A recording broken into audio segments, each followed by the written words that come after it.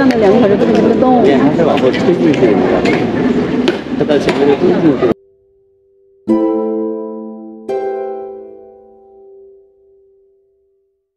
খুব ইন্টারেস্টিং একটা জিনিস দেখাই, যেটা কিনা হয়তোবা অনেকেই জানেন, আবার অনেকেই জানেন না। দেখুন আপনারা, ঠিক আমার পিছনেই দেখতে পাচ্ছেন কিং প্যালেস, যেটা কিনা সারা বিশ্বের মধ্যে এখন একটি আইকনিক টাওয়ার হিসেবে পরিচিত।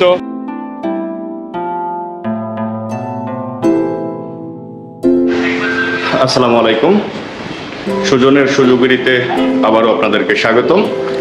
তো এখন আমি পুডু প্লাজা থেকে বের হয়ে, মানে হোটেল থেকে বের হয়ে 3 ঘন্টার সিটি ট্যুরে বের হচ্ছি। তো আমাদের গাড়ি কিন্তু সামনেই অপেক্ষা করছে, যেহেতু আমাদের গ্রুপের 10 জন মেম্বার একসাথে আমরা সিটি ট্যুরে যাব। এই যে দেখতে পাচ্ছেন আমার হাতের ডাইন পাশে আমাদের গাড়ি ওয়েট করছে, আর আমি রয়েছি পুডু প্লাজাতে। কালকে সন্ধ্যায় অবশ্যই আপনারা আমার আরেকটি ব্লগে দেখেছিলেন পুডু প্লাজার সামনের ভিউটা। এই যে দেখুন, খুবই সুন্দর। 3 স্টার মানের একটি হোটেল হচ্ছে পুডু প্লাজা।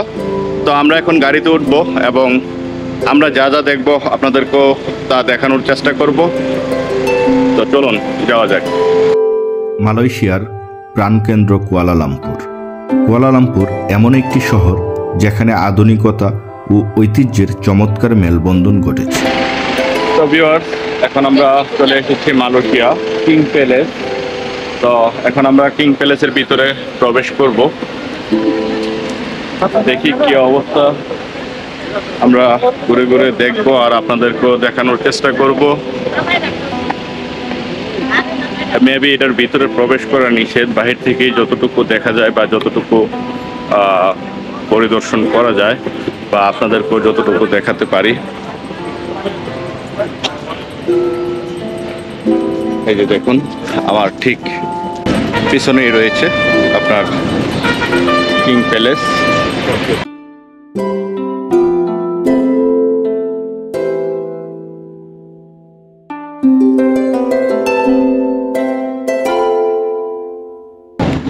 Just awesome. আপনার চতুর্পাশটা দেখুন, চতুর্পাশটা দেখলে আরো ভালো লাগবে। এই পাশটাতে সুন্দর একটি পাহাড় রয়েছে।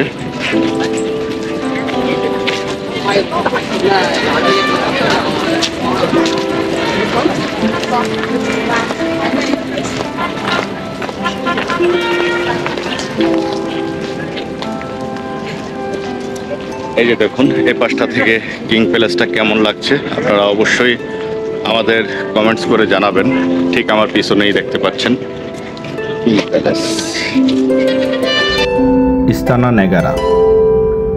ইস্তানা নেগারা হলো মালয়েশিয়ার রাজার সরকারি বাসভবন, যা কিং প্যালেস নামে অধিক পরিচিত।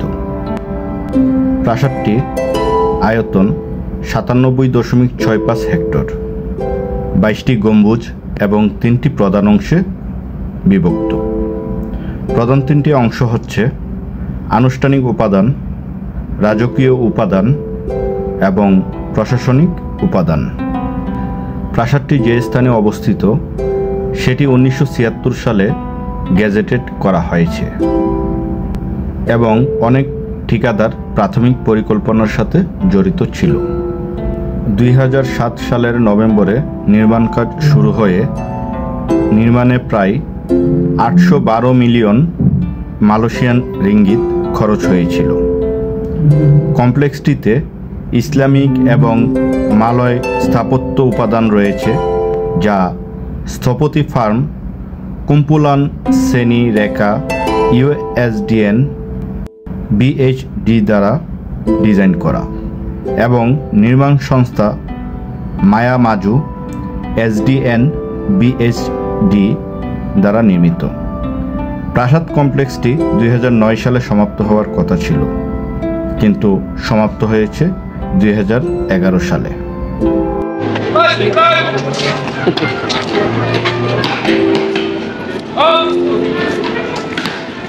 这会是表演的，刚才就是准备的这个，那就这个，才10分钟都不到。他们可以动来动去，我们站了2个小时根本就不能动。脸还是往后推进去的，他到前面就推进去了。 তো কিং প্যালেস থেকে এখন বের হয়ে যাচ্ছি, যেহেতু আমরা হাফ ডের ভিতরে যতটুকু পসিবল দেখার চেষ্টা করব, তাই এখানে আর বেশি সময় নষ্ট না করে বেরিয়ে যাচ্ছি। তো নতুন আরেকটি স্পটে গিয়ে আপনাদের সাথে আবারও দেখা হচ্ছে। তো ভিউয়ার্স, এখন কিন্তু আমরা চলে এসেছি মালয়েশিয়ার ন্যাশনাল মস্কো, মানে জাতীয় মসজিদ যেটা, তার সামনে। আপনারা আমার পিছন থেকে দেখুন, ঠিক আমার পিছনেই রয়েছে মালয়েশিয়ার জাতীয় মসজিদ। এখানে খুব সুন্দর করে লেখা Malaysia national Moscow, Malaysia. Malaysia জাতীয় মসজিদ। মসজিদটি মালয়েশিয়ার কুয়ালালামপুরে অবস্থিত। মসজিদের ধারণ ক্ষমতা আছে 15,000 মানুষ এবং এটি 13 একর জমির উপর নির্মিত। মসজিদটির চতুর্পাশে সুন্দর একটি বাগান আছে। 1965 সালে বেইনিং রুটস ব্রাদার্স গসপেল হল এলাকায় মসজিদটি নির্মিত হয়। মসজিদটি শক্তিশালী এবং আধুনিক পদ্ধতিতে স্টিলের পাত, লোহার রড ইত্যাদি বসিয়ে আরও মজবুত করে তৈরি করা হয়েছে। তারপর মসজিদটি নতুন স্বেচ্ছাসেবী মালয়েশিয়ানদের আকাঙ্ক্ষার প্রতীক হয়ে উঠেছে। মসজিদটির প্রধান বৈশিষ্ট্যগুলোর অন্যতম হল 73 মিটার উচ্চ মিনার এবং একটি 16 খণ্ড তারকা খচিত কংক্রিটের সমন্বয়ে ছাদ রয়েছে। বিশেষভাবে বৈশিষ্ট্যযুক্ত প্রধান ছাদ, যা একটি খোলা ছাতা এর স্মারক মিনারের একটি মসৃণ আবরণ। ভিতরে প্রবেশ করে আপনাদেরকে একটু দেখানোর চেষ্টা করি। তার ভিতরে প্রবেশ করতে গেলে অবশ্যই আপনার আলাদা করে যারা মানে অন্য ধর্মের লোক রয়েছে তারা ড্রেস পরে যেতে হয়। আর দেখতে পাচ্ছেন এখানে যে গাউন টাইপেরগুলো রয়েছে এগুলো ইউজ করে ওনাদের ভিতরে যেতে হয়। তাছাড়া আমিও আপনাদেরকে দেখানোর জন্য ভিতরে প্রবেশ করব। দেখে এটার ভিতরে কি রয়েছে সেটাই আমি আপনাদেরকে দেখানোর চেষ্টা করব। ভিউয়ার্স, এখানে একটি ওয়েবসাইট রয়েছে। ওয়েবসাইটে আপনার নাম, ঠিকানা, তারপরে মানে কোন দেশ থেকে এসেছেন, আপনাদের ভিজিটর কতজন, সেগুলো উল্লেখ করে তারপরে যাওয়ার জন্য বলেছে। যদিও আমাদের গ্রুপের 1-2জন মেম্বার অলরেডি ঢুকে গিয়েছে, তো আমাদের গ্রুপের পক্ষ থেকে আমি রেজিস্ট্রেশন করে আসলাম। তারপরে আমি ভিতরে যাচ্ছি আর আপনাদেরকেও দেখানোর চেষ্টা করব।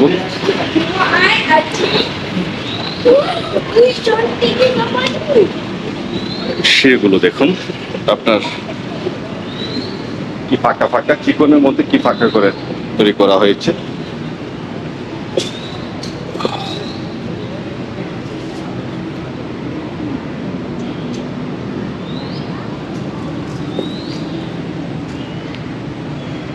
আপনারা চতুর্পাশটায় দেখে নেন। আর এখানে মসজিদের একটি ম্যাপ রয়েছে।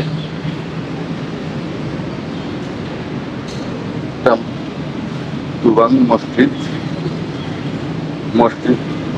নেগারা, কুয়ালালামপুর জাতীয়। তো মসজিদের দিক নির্দেশনাগুলো এখানে রয়েছে।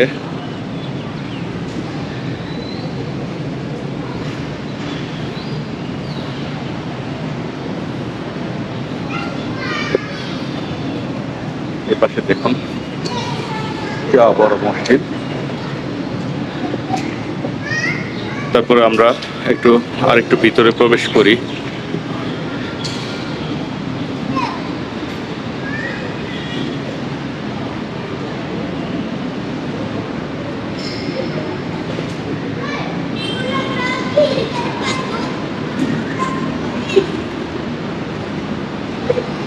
মালয়েশিয়ার ন্যাশনাল মসজিদ, জাতীয় মসজিদ। মসজিদটি কিন্তু খুবই বড়।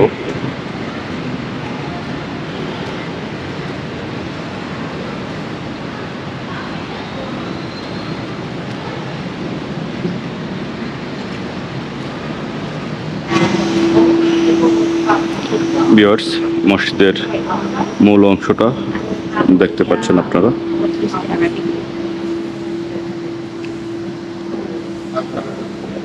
এই যে একটু তাকিয়ে দেখুন, নামাজের সময় হলে হয়তো বা আর একটু ক্লিয়ার আপনারা বুঝতে পারতেন।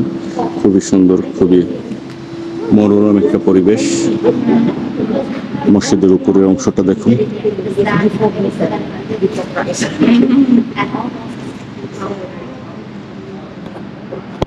তো ভিউয়ার্স, আমি এই মুহূর্তে রয়েছি মালয়েশিয়ার ইন্ডিপেন্ডেন্ট স্কোয়ার নামে যে প্লেসটি রয়েছে ঠিক তার সামনে।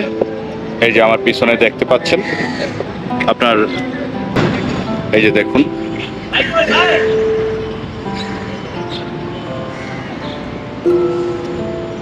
ইন্ডিপেন্ডেন্ট স্কোয়ার অথবা স্বাধীনতা স্কোয়ার। স্বাধীনতা স্কোয়ার হলো মালয়েশিয়ার কুয়ালালামপুরে অবস্থিত একটি স্কোয়ার। এটি সুলতান আব্দুল সামাদ ভবনের সামনে অবস্থিত। এটি পূর্বে সেলাঙ্গোর ক্লাব পাদাং বা কেবল পাদাং নামে পরিচিত ছিল। সেলাঙ্গোর ক্লাবের ক্রিকেট গ্রিন হিসেবে ব্যবহৃত হতো। এখানেই 31 অগাস্ট 1957 সালের মধ্যরাতে প্রথমবারের মতো ইউনিয়ন পতাকা নামানো হয় এবং মালয়েশিয়ার পতাকা উত্তোলন করা হয়। তারপর থেকে স্বাধীনতা স্কোয়ার বার্ষিক স্বাধীনতা দিবসের কুচকাওয়াজের স্বাভাবিক স্থান হয়ে উঠেছে। ভিউয়ার্স, এটা দেখতে পাচ্ছেন আব্দুল সামাদ আপনার প্যালেস। এটা আন্ডার কনস্ট্রাকশন, এটা কাজ করছে। কাজের পরে হয়তো বা দর্শনার্থীদের জন্য উন্মুক্ত করে দেওয়া হবে। পরবর্তীতে যদি কোনো সময় মালয়েশিয়া আসা হয় সেক্ষেত্রে আপনাদেরকে আবারও দেখাতে পারবো।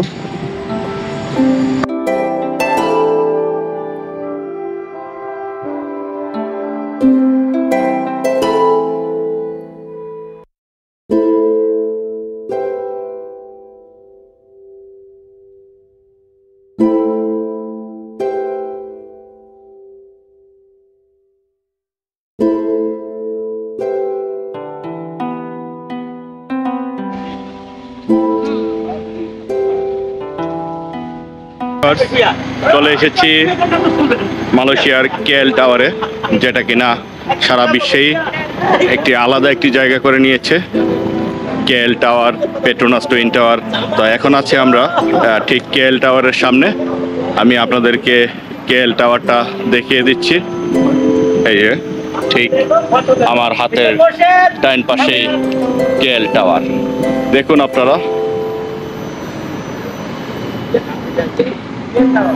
কেএল টাওয়ার ঠিক আমার হাতের ডাইন পাশে। তো আপনাদেরকে দেখানোর চেষ্টা করছি একটু ব্রডলি ভাবে।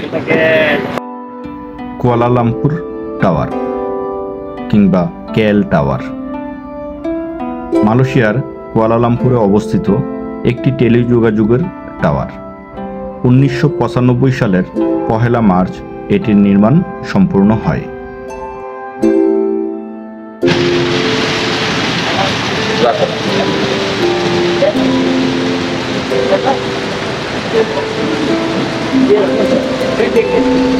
তো ভিউয়ার্স, আমি কিন্তু এখন চলে এসেছি মালয়েশিয়ার আইকনিক টাওয়ার পেট্রোনাস টুইন টাওয়ারের ঠিক সামনে।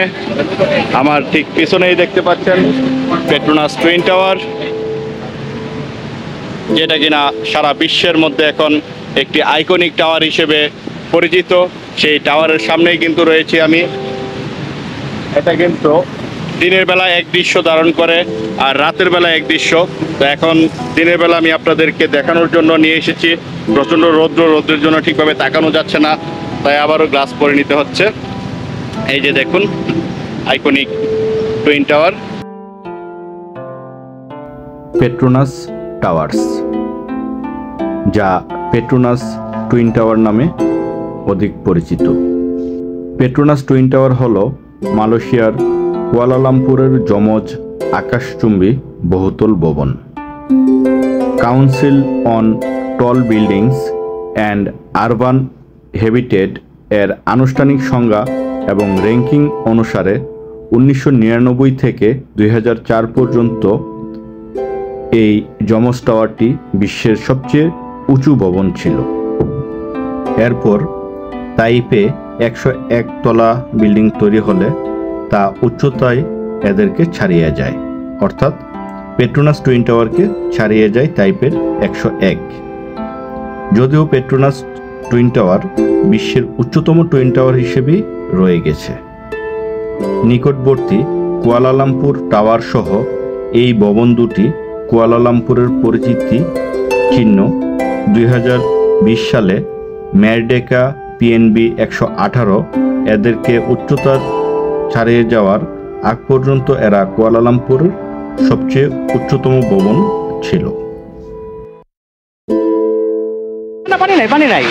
আমি কিন্তু ঠিক এই মুহূর্তে পেট্রোনাস টুইন টাওয়ারের 100 মিটার সামনে রয়েছি। এই যে দেখুন, আমি উপর থেকে আপনাদেরকে আর একটু দেখাচ্ছি। এখান থেকে ভিউটা আপনারা একটু দেখে নিন। আসলে পেট্রোনাস টুইন টাওয়ারের সৌন্দর্য আপনাদেরকে বলে বোঝানো যাবে না। জিনিসটা কিন্তু চকচক করছে সামনে থেকে। দিনের বেলা এক দৃশ্য আর রাতের বেলা এক দৃশ্য। এই যে দেখুন, প্রত্যেকটাই কিন্তু খুবই সুন্দর, মানে তাকিয়ে থাকার মতো একটা জিনিস হচ্ছে পেট্রোনাস টুইন টাওয়ার। কি সুন্দর আর কি করেছে, এটা সরাসরি যদি আপনারা না দেখেন কখনোই এটা বিশ্বাস করতে পারবেন না। জাস্ট অসাম একটি দৃশ্য।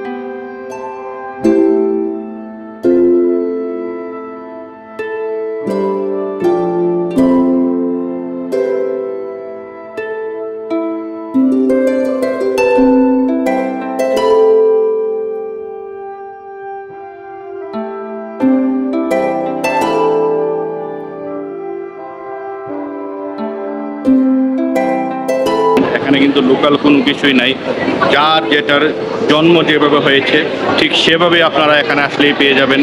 19-তে 20 কোনোটাই হবে না যে আমাদের দেশে যেমন ফুটপাতেও কিন্তু গুচি পাওয়া যায়, বাট পেট্রোনাস টুইন টাওয়ার থেকে যখন গুচিটা কিনবেন নিঃসন্দেহে আপনারা একটু শিওর যে অরিজিনাল গুচি আপনারা কিনবেন। 1000-1500 টাকা। একটু আগে একটা ব্যাগ দেখেছে লরেন্ট না কি একটা ব্র্যান্ডের ভিতরে, এটা 2200 রিঙ্গিত, তার মানে বাংলাদেশের প্রায় 66,000 টাকা। ব্যাগটা দেখে সকলেই আলোচনা করছে যে এটা কি স্বর্ণ দিয়ে বাঁধানো না অন্য কোনো কিছু। জাস্ট সিম্পল একটা ব্যাগ। আপনাদের ভিডিওটা ক্যামেরাটা হঠাৎ করে হ্যাং করা, তো আমি ভিডিওটা দেখাতে পারিনি। তো এখানে একটি ফেন্দির একটি ব্র্যান্ড শপ রয়েছে। তাছাড়াও সামনে কি আছে আমি আর একটু দেখানোর চেষ্টা করব। ডিওরের একটি শপ, এখানে ওপেন শপ।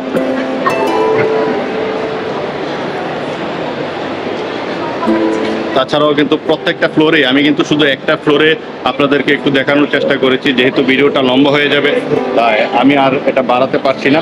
আমরা ফ্রন্টে বেরোলে এদিকে বেরোবো, ওই যে সামনে দিয়ে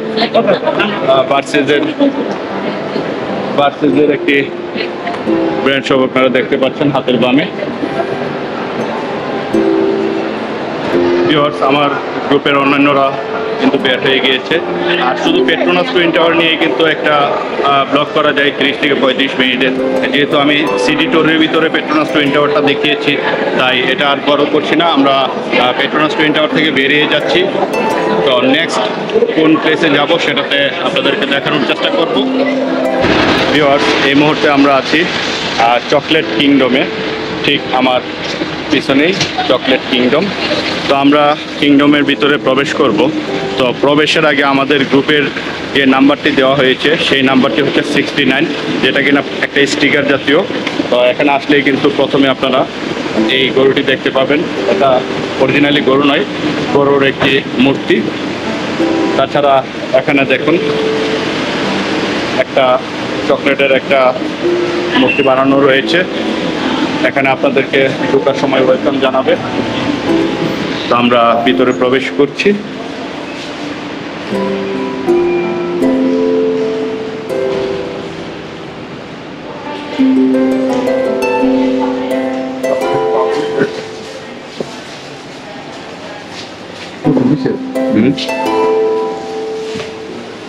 নাম তো চোখে চকলেট ইয়া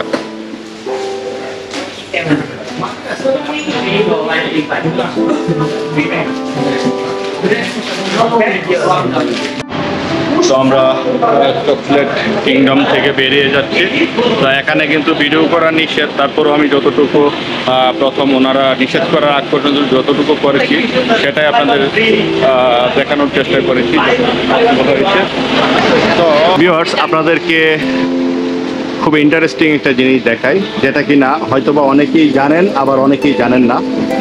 আমি একটু কাছ থেকে আপনাদেরকে দেখানোর চেষ্টা করছি, তারপরে বলছি যে এই জিনিসটা কি।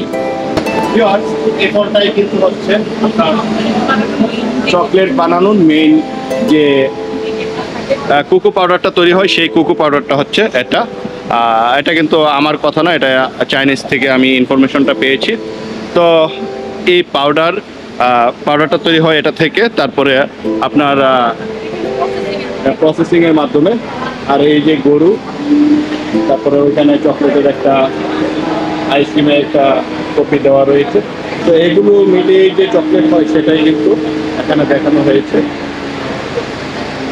এটাও কিন্তু আরেকটি চকলেট গাছ, মানে কোকো পাউডার যেটা থেকে তৈরি হয়।